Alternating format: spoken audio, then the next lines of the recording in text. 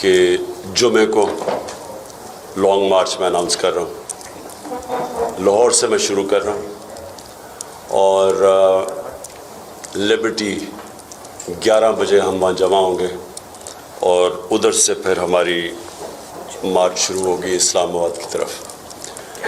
میں اپنی قوم کو واضح کر دوں کہ یہ مارچ کس لیے ہے.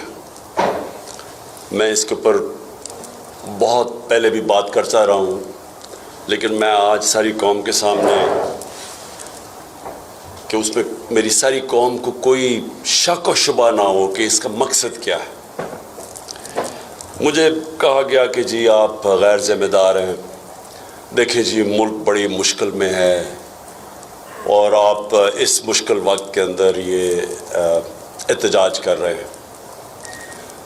میں سب سے پہلے اپنی ساری قوم کو یاد کرانا چاہتا ہوں کہ جب ہمیں پاکستان ملا تھا 2018 میں، بینکرپٹ پاکستان تھا. پاکستان کی تاریخ کا سب سے بڑا بیرونی خسارہ تھا. ہمارے جو ریزروز تھے وہ گر کے 9 ارب ڈالرز کے ارد گرد کم تھے، یعنی 3-4 ہفتے کی امپورٹس کے برابر تھے. ہماری جو امپورٹس اور ایکسپورٹس کا جو خسارہ تھا وہ 3 گنا زیادہ امپورٹس تھی ایکسپورٹ سے. ایکسپورٹس 5 سال بڑی نہیں ملک کی، یعنی جو ڈالرز نے آنا تھا وہ آمدنی نہیں تھی ایکسپورٹس کو کا خرچہ برداشت کرنے کے لیے. اور ہمیں جو پاکستان ملا، اس پاکستان کے اندر اس ملک کی تاریخ کا سب سے بڑا کرائسس یہ تھا کہ ہمارے پاس جب روپیہ گرنا شروع ہوا تو ہمارے پاس ریزروز ہی نہیں تھے اس کو روکنے کے لیے. اور بڑی مشکلوں سے اللہ نے کرم کیا کہ ہمارے دوست ممالک نے ہماری مدد کی اور وہ مشکل وقت سے گزرے. پھر کرونا آ گیا، 2 سال کرونا تھا. وہ دنیا میں ایک صدی کے اندر اتنا بڑا ایک بحران آتا ہے، اس سے نکلے. اور اللہ کا کرم ہے کہ دنیا نے اکنالج کیا کہ پاکستان وہ کوئی 2-3 ملک تھا جس سب سے بہتر اس سے نکلا. اور ادھر سے نکل کے 17 سال کے بعد ملک کی سب سے بہترین اکنامک گروتھ ریٹ تھی،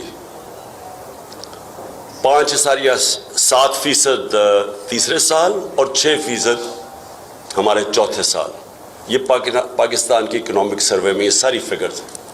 ہماری 4 جو بڑی فصلیں تھیں، کیونکہ ہم نے کسانوں کی مدد کی تھی، بمپر کراپ تھی.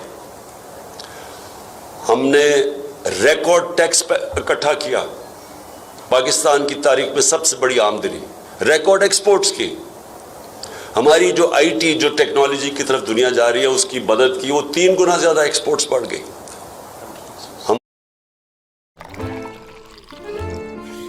مارچ جب انہوں نے ہم نے ایک پرامن احتجاج کیا 25 مئی کو، جو انہوں نے تشدد کیا ہمارے اوپر. اس کے بعد اس کے اگلے دن میں اگر وہ نہ اس وقت اس کو کال آف کرتا تو اگلے دن واقعی اس ملک کے اندر انتشار ہونا تھا، ملک میں خون ہونا تھا اگلے دن. میں نے اس لیے وہ کال آف کیا کہ مجھے پتا تھا کہ جس طرح کا انہوں نے ہمارے اوپر تشدد کیا وہ 25 کی رات کو، اگلے دن وہ جانا تھا خون کی طرف. تو اپنے ملک کو نکالنے کے لیے کہ انتشار نہ ہو اور مشکل، میں نے اس کو کال آف کیا. جب انہوں نے کہا کہ جی ہمارا مذاق بھی اڑایا، ہم نے صرف اپنے ملک کی خاطر نہیں کیا. اب ہوتا کیا ہے، پہلے ایک بیرونی سازش کے تحت یہ ہمارے اوپر ان چوروں کو مسلط کرتے ہیں. 25 کروڑ روپیہ دے کے یہ لوگوں کو ضمیر خرید کے ہماری گورنمنٹ گراتے ہیں. سندھ ہاؤس کے اندر نیلام گھر بنا ہوتا ہے، الیکشن نہیں آکشن ہوتی ہے وہاں انسانوں کی، ہماری گورنمنٹ گراتے ہیں. اس کے بعد ہم پرامن مظاہرہ کرتے ہیں تو یہ ہمیں وہ ظلم کرتے ہیں، گھروں میں جا کے لوگوں کے اوپر جیلوں میں ڈالتے ہیں، ظلم کرتے ہیں. اس کے بعد جب ہم الیکشن جیتے ہیں، بائی الیکشن جیتے ہیں جولائی کا، اس کے بعد کیسز کی بارش ہو جاتی ہے. میرے اوپر کوئی 24 ایف آئی آرز کٹ چکی ہیں، دہشت گردی کی ایف آئی آر کٹ چکی ہے. 2 دفعہ مجھے جیل میں ڈالنے کے لیے پکڑنے کے لیے پولیس آ گئی. ہمارے ساری ٹاپ لیڈرشپ کے اوپر ایف آئی آر کٹ جاتی ہے. میڈیا کے اوپر یہ جس طرح کی پابندیاں لگاتے ہیں اور جو ظلم کرتے ہیں پاکستان کی کسی ڈیموکریسی کے اندر اس کی مثال نہیں ہے. جس طرح انہوں نے صحافیوں سے کیا ہے, جس طرح انہوں نے عمران ریاض کو پکڑ کے بند کیا دڑبے میں, اس کے اوپر تشدد کیا, جس طرح انہوں نے ایاز امیر کو ہیوملیٹ کیا, جس طرح انہوں نے سمیع ابراہیم اس کو ذلیل کرنے کی کوشش کی, صابر شاہ کے ملک سے باہر بھاگ گیا. اور جو سب سے تکلیف دہ ہے میں سمجھتا ہوں کہ صحافی برادری کے لیے, کہ اس سے تکلیف دہ چیز جو انہوں نے ارشد شریف سے کیا ہے, میں نے پاکستان میں ایسی مثال نہیں دیکھی. میں مانوں کہ اگر کوئی ملک دشمن ہو, میں مانوں کہ ایک اچھا جی وہ کوئی ملک کے خلاف سازش کر رہا ہو, چلیں وہ کوئی ملک کا غدار ہو, اچھا جی اگر ہم یہ بھی مان لیں کہ کوئی بہت بڑا کوئی ڈاکو ہو, کوئی کرمنل ہو. ایک ارشد شریف جو ساری صحافی برادری چاہے وہ اس کو پسند کرتی تھی یا نہیں, ایک چیز جانتی ہے کہ کبھی وہ اپنے ضمیر کا سودا نہیں کرتا تھا. سب جانتے ہیں کہ وہ محب وطن پاکستانی تھا, سب جانتے ہیں کہ اس کے گھر میں 2 شہادتیں تھیں. وہ ہمیشہ اپنے ملک کے لیے کھڑا ہوتا تھا. اس کو دھمکیاں ملی, اس کے اوپر سارا اس کو ڈرایا دھمکایا گیا کہ اپنے جو موقف سے ہٹ جائے رائے حق سے. تو جو اس سے کیا ہے انہوں نے, پہلے ملک سے باہر وہ اور میں نے اس کو ایڈوائز کیا 2 دفعہ, میں نے اس کو کہا, دوسری دفعہ گیا واپس ملک چھوڑ کے کہ اس کی جان خطرے میں. تو جو اس سے ہوا ہے کہ یہ وہ پہلے چوروں کو مسلط کر دو, اور چور جس طرح مسلط ہوئے ہیں چوری کا پیسہ خرچ کر کے اوپر آ جائیں بیرونی سازش کے تحت. اس کے اوپر اگر آپ اپنی آواز بلند کرو تو 25 مئی پہ ظلم کرو ان لوگوں کے اوپر, ہمارے اوپر, ہمیں جو انہوں نے کیا. اور اس کے بعد صحافیوں کے منہ بند کر دیں, ٹی وی چینلز کے اندر جو ٹی وی چینل دکھاتی تھی اس کے پیچھے پڑ جائیں. ARY کو بند کر دیا, وہ بول کی چینل ہے ان کے اوپر سختیاں شروع کر دی جو ہمیں دکھاتا تھا. اور اس کے بعد سارے جو ملک کے نامور ڈاکو وہ اپنے کیسز معاف کروانے شروع ہو گئے. ایک ایک کیس ان کا نکل رہا ہے. کبھی بھی ایسے